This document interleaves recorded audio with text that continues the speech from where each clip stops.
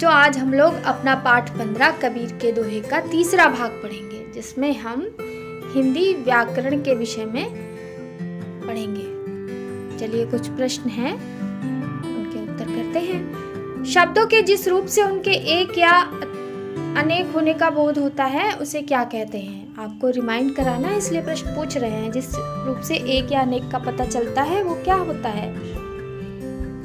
हिंदी व्याकरण में उसे क्या कहते हैं?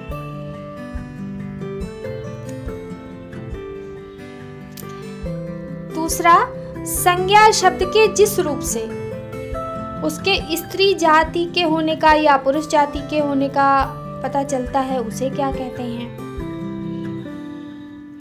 आपने परिभाषाएं यदि अच्छे से याद की होंगी तो आप इन सब बातों का, इन सारे प्रश्नों को बहुत आसानी से जवाब कर सकते हैं। यदि आपको जवाब नहीं मालूम है तो आप बुक में सर्च करके लिखेंगे, और फिर भी यदि आप नहीं ढूंढ पाते तो हमसे पूछेंगे। तीसरा प्रश्न है, क्रिया के जिस रूप से उसके होने के समय का पता चलता है उसे क्या कहते हैं? जब हम क्रिया पढ़ते हैं तो पता चलता है ये किस समय में हो रही है, तो वो हिंदी व्याकरण में उसे क्या कहते हैं? आप उसे बताएं।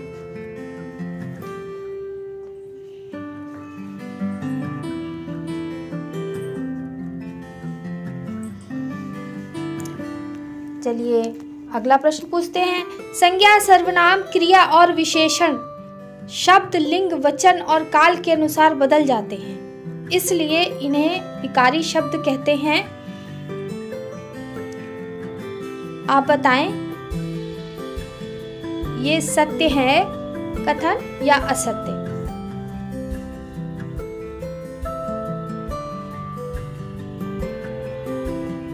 नमस्कार बच्चों, आज हम लोग अपना जो कबीर के दोहे पाठ है उसका तीसरा भाग पढ़ेंगे। और आप जानते हैं अपनी पुस्तक में लैंग्वेज पार्ट है, उसके बारे में पढ़ते हैं।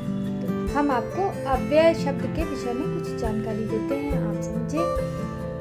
आप संज्ञा, सर्वनाम, क्रिया और विशेषण के विषय में तो समझते ही हैं कि ये अपने लिंग, वचन और काल के अनुसार कुछ परिवर्तन हो जाता है इन शब्दों में, तो इसलिए ये विकारी शब्द हैं। इसमें विकार आ जाता है, इसमें परिवर्तन हो जाता है। लेकिन कुछ आपके हिंदी व्याकरण में कुछ शब्द ऐसे भी हैं जिनमें लिंग, वचन और काल के अनुसार परिवर्तन नहीं होता, अर्थात वो ज्यों के त्यों रहते हैं, कभी भी नहीं बदलते।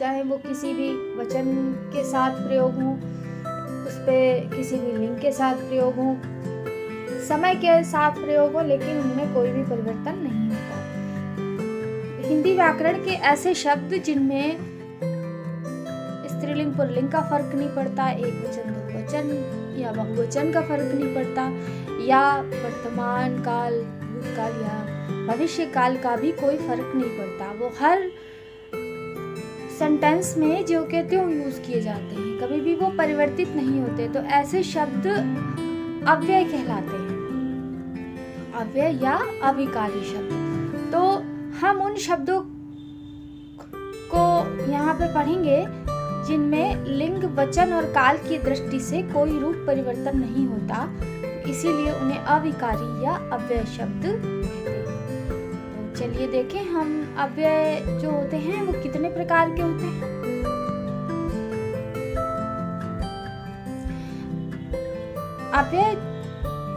अव्यय या अविकारी शब्द 4 प्रकार के होते हैं। क्रिया विशेषण, संबंध बोधक, समुच्चय बोधक और विस्मयादि बोधक। आप इंग्लिश में पढ़ते हैं एडवर्ब, जिन्हें हम क्रिया विशेषण कहते हैं, संबंध बोधक जिन्हें हम प्रीपोजिशन कहते हैं, समुच्चय बोधक जिन्हें हम कंजंक्शन कहते हैं, और विस्मयादि बोधक, ये जो इंटरजेक्शन वाले शब्द हैं ये विस्मयादि बोधक कहलाते हैं। सबसे पहले क्रिया विशेषण को थोड़ा सा समझ लें। आपकी तरह देबू भी प्रतिदिन स्कूल जाता है। वह स्कूल के लिए जल्दी जल्दी तैयार होता है। सड़क पार करने से पहले वह दाएं बाएं देखता है। यदि कोई वाहन आता दिखाई देता है तो वह थोड़ा रुककर सड़क पार करता है। तो यहाँ पे जो शब्द रंगीन शब्द हैं, यहाँ पे उन्हें देखें। उपर्युक्त वाक्यों में प्रतिदिन शब्द क्रिया के समय का, जल्दी जल्दी क्रिया के ढंग का, दाएं बाएं क्रिया के स्थान का और थोड़ा क्रिया की मात्रा का बोध करा रहे हैं। ऐसे शब्दों को ही हम क्रिया विशेषण कहते हैं। अतः हम कह सकते हैं जो शब्द क्रिया की विशेषता बताते हैं उन्हें हम क्रिया विशेषण कहते हैं, कि क्रिया किस समय में हो रही है, कैसे हो रही है, किस स्थान पर हो रही है और क्रिया का ढंग क्या है, क्रिया की मतलब जो मात्रा है कम या ज़्यादा, तो आप उन्हें क्रिया विशेषण कहते हैं। अगला देखिए क्या है। अगला है संबंध बोधक यानी प्रीपोजिशन। निम्नलिखित वाक्यों को पढ़िए और वाक्य में आए चिन्हित शब्द जो हैं उन्हें आप देखिए ध्यान से। विद्यालय के पीछे फुटबॉल का मैदान है। बच्चे अपने मध्यावकाश के समय खेलते हैं। मैदान के पास फूलों का बगीचा है। आगे जो वाक्य है इसमें देखिए के पीछे, के समय, के पास, जो भी शब्द हैं ये दूसरे शब्दों से परस्पर संबंध बता रहे हैं। इस प्रकार के शब्द संबंध बोधक अव्यय कहलाते हैं। तो हम कह सकते हैं जिन अव्यय शब्दों के माध्यम से संज्ञा तथा सर्वनाम शब्दों का संबंध वाक्य के अन्य शब्दों के साथ जुड़ता है उन्हें संबंध बोधक अव्यय कहते हैं। विद्यालय के बाहर ऊंची दीवार है। पढ़ाई के बाद खेलने जाना है। सड़क के सामने पेड़ लगवाने हैं। घर के भीतर बैठकर पढ़ो। माता पिता की सेवा के समान कोई कर्म नहीं। बच्चों को पढ़ाने के बराबर कोई धर्म नहीं। तो संबंध बोधक अव्यय शब्द हैं या अव्यय शब्द संज्ञा या सर्वनाम शब्दों के बाद आते हैं और उनका वाक्य के अन्य शब्दों के साथ संबंध भी बताते हैं। संबंध बोधक पदों का प्रयोग के, से, की आदि के साथ किया जाता है। तो आप इस प्रकार समझ लें संबंध बोधक अव्यय ये परिवर्तित नहीं होते कभी भी, किसी भी संज्ञा के साथ, किसी भी सर्वनाम के साथ, क्रिया के साथ या विशेषण के साथ इनका प्रयोग हमेशा एक ही रूप में होता है। यहाँ पे देखिए समुच्चय बोधक। समुच्चय बोधक को योजक भी कहते हैं। योजक का मतलब कंजक्शन, जोड़ने वाले शब्द। आप चाय या कॉफी पिएंगे। चाय और कॉफी के बीच में या शब्द है। भाई और बहन पार्क में खेल रहे हैं। नीता को बुखार है इसलिए वह खेलने नहीं आ सकी। तो उपर्युक्त वाक्यों में या और किस लिए शब्दों का प्रयोग किया गया है। ये शब्द दो शब्दों और दो वाक्यों को जोड़ने के लिए प्रयोग में लाए गए हैं। इन्हें समुच्चय बोधक कहते हैं। ये जोड़ने का काम करते हैं इसलिए इन्हें योजक या संयोजक भी कहा जाता है। विस्मयादि बोधक का मतलब होता है इंटरजेक्शन। आप यहाँ पे देखिए, शाबाश तुमने तो कमाल कर दिया, उफ कितनी गर्मी है, हाय मुझे चोट लग गई, हे प्रभु रक्षा कीजिए। उपर्युक्त वाक्यों में शाबाश, उफ, हाय, हे प्रभु शब्द व्यक्ति के मन के भावों का बोध करा रहे हैं, अतः ये विस्मयादि बोधक शब्द है। आप इनका प्रयोग जब अपने वाक्यों में करेंगे तो आपको समझ में आ जाएगा। ये विस्मयादि बोधक इंग्लिश में इंटरजेक्शन कहते हैं। आप डेफिनेशन को समझते हैं। जो शब्द हर्ष, शोक, भय, घृणा तथा विस्मय आदि भावों का बोध कराते हैं उन्हें विस्मयादि बोधक अव्यय कहा जाता है। इस प्रकार आपने अव्यय के बारे में समझा। ये अव्यय 4 प्रकार के होते हैं: क्रिया विशेषण, संबंध बोधक, समुच्चय बोधक और विस्मयादि बोधक। आइए हम लोग अब पाठ की एक्सरसाइज करते हैं। अव्यय के बारे में जानने के बाद चलिए हम लोग अपने पाठ की एक्सरसाइजेस जो हैं उन्हें कर लेते हैं।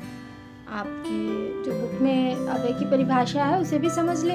अव्यय शब्द का अर्थ होता है विकार रहित, मतलब जिसमें किसी भी प्रकार का व्यय ना हो। जिन शब्दों में लिंग, वचन तथा कारक के कारण कोई विकार नहीं उत्पन्न होता उन्हें अव्यय शब्द कहते हैं। और अव्यय शब्द 4 प्रकार के होते हैं, हम लोग पहले ही डिस्कस कर चुके हैं। क्रिया विशेषण, संबंध बोधक, समुच्चय बोधक तथा विस्मयादि बोधक। आप इनको याद कर लेंगे नाम से, तो आपको जब कभी ज़रूरत पड़ेगी तो आप समझ जाएंगे कि कौन सा ये अव्यय है।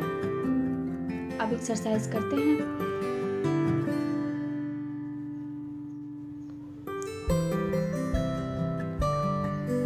उचित विकल्प चुनकर रिक्त स्थानों की पूर्ति करना है और इसमें 2 शब्द दिए गए हैं और अथवा, और वाक्य है मैं, तुम, एक साथ घर चलेंगे। आप छांटे इसमें एप्रोप्रिएट शब्द कौन सा है, उचित शब्द कौन सा है। मैं और तुम एक साथ घर चलेंगे। कोयल मीठे गीत गाती है या संगीत गाती है? आप शब्दों के अर्थ के अकॉर्डिंग इसमें भरने की कोशिश करिए। शब्द जो उचित है वो आप भरिए। कोयल मीठे गीत गाती है। टीवी पर समाचार देखा, अभी अभी, कहीं कहीं। अभी अभी, आप लोग बोलते हैं मैंने अभी अभी टीवी पर समाचार देखा, तो अभी अभी शब्द यहाँ पे सही है। किताब पढ़ना चाहिए, किताब बेकारी पढ़ना चाहिए या किताब ध्यानपूर्वक पढ़ना चाहिए। अब जब शब्द का प्रयोग वाक्य में करते हैं तो आपको स्वयं आभास हो जाता है कि कौन सा शब्द सही है। मेरा घर स्टेशन के आसपास है या इधर है। आप किसी को एड्रेस देते हैं कभी कभी तो आसपास की चीज़ बताते हैं जो भी होती है, तो यहाँ पे ये शब्द सही है, मेरा घर स्टेशन के आसपास है। आप प्रश्न 2 जो है उसे करते हैं। आपको कई बार बताया गया है कि जो मूल शब्द होते हैं उसमें जब एक में जुड़ता है तो वह प्रत्यय होता है। तो यहाँ पे मूल शब्द में प्रत्यय को जोड़ना है और शब्द बनाना है। जैसे झाड़ शब्द है, इसमें ना प्रत्यय अगर आप लगाएंगे तो शब्द बन जाएगा झाड़ना। और अगर झाड़ शब्द में ई प्रत्यय आप लगाते हैं तो शब्द बन सकता है झाड़ी। ओढ़ना, ओढ़ी। लिखना, लिखी। फांसना, फांसी। भूलना, भूली। अब यहाँ पे ये आपने ये प्रत्यय लगाए और यहाँ पे चाल में आप शब्द कौन सा लगा सकते हैं, कौन सा प्रत्यय लगा सकते हैं। आप चाल शब्द के लिए यहाँ पे कौन सा प्रत्यय लगाएंगे? ऊ, चालू। रखना या रखी। और दया शब्द में प्रत्यय आप दयावान लगा सकते हैं, दयावान या दयालु। तो यहाँ पे जो बाद में शब्दांश जुड़कर शब्द बनता है तो आप मूल शब्द में प्रत्यय जोड़कर शब्द बनाते हैं। आपने पाठ की एक्सरसाइज कर ली। बाकी जो एक्सरसाइजेज हैं और जो भी पाठ का अंश बचा हुआ है वो हम लोग अपने नेक्स्ट वीडियो में पढ़ेंगे। तब तक के लिए थैंक यू।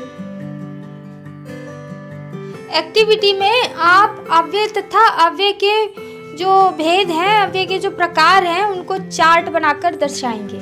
जैसे चार्ट बना लेंगे, अव्यय की डिफिनीशन लिखेंगे और फिर अव्यय के जो प्रकार हैं उनके जब नाम लिखेंगे तो आपको अव्यय और उनके प्रकार जो हैं, उनके जो भेद हैं वो याद हो जाएंगे अच्छे से।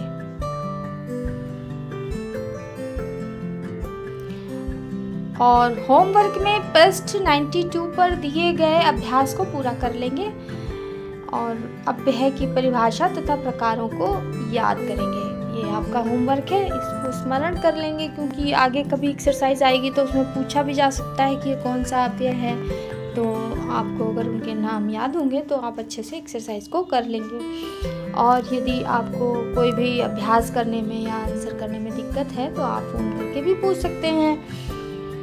बाकी का हिस्सा अगले वीडियो में पढ़ेंगे। तब तक के लिए थैंक यू।